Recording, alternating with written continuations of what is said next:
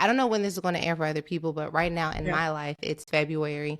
We're preparing to go on the road for the In Real Life tour. Yes. And I think I've been so focused on like trying to figure out where are people right now? Like, what does the real life look like for many people from different vantage points, whether it's what's happening in the headlines, what's happening in the personal lives of the people I know, what are they leaving in my DMs, what does real life look like? And Yeah. I really do feel like I'd been so bogged down in the reality of what their real life looks like that I Mm, missed on. Well, and God just gave it to me, and I'm glad He gave it to me before we went on the road. Like, I feel like God's giving me the message about how His plan, His power, His vision, His perspective on our lives have to infiltrate our real lives if we're going to see change.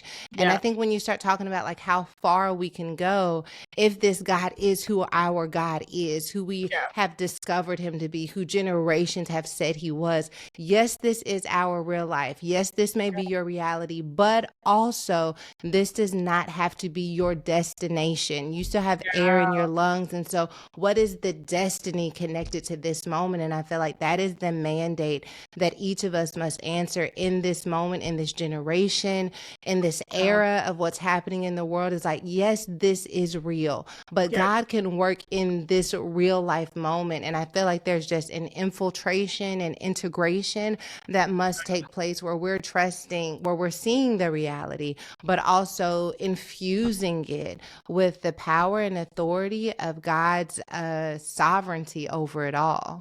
Yeah, absolutely.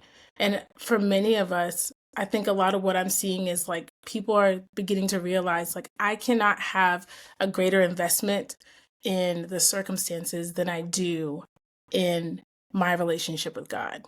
Yeah. Because you will just be perpetually disappointed. And so Yeah. I just feel and see this like great emotional, mental, spiritual, like divestment and reinvestment into like, okay, what do I need?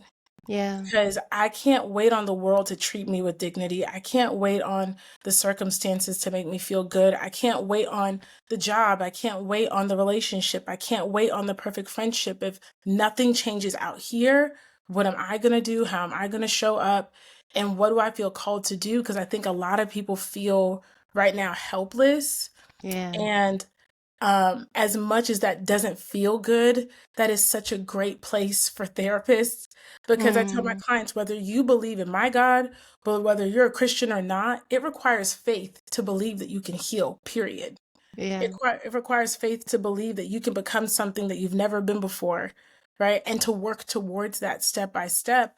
And I think a lot of people are reigniting their faith because the circumstances have perpetually, if you are a millennial or anything close to it, all we've known is tragedy. Truly. Jesus.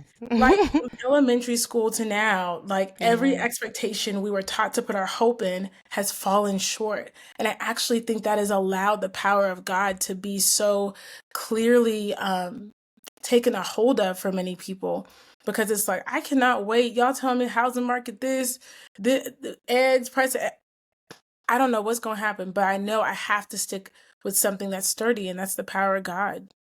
It is, and I just feel I love that this crisis is creating a platform for us to experience the faithfulness of God for our generation. As Yeah. I look at what's happening in the world, I think it's easy to go into fear as like the initial reaction, but Yeah. there's a part of me that feels so courageous and determined. Like, we hear about all of these historical legends, whether we're talking Yeah. about the civil rights movement or slavery or the Yeah. Holocaust or World War. Like, this is not the first time that humanity has faced Yeah.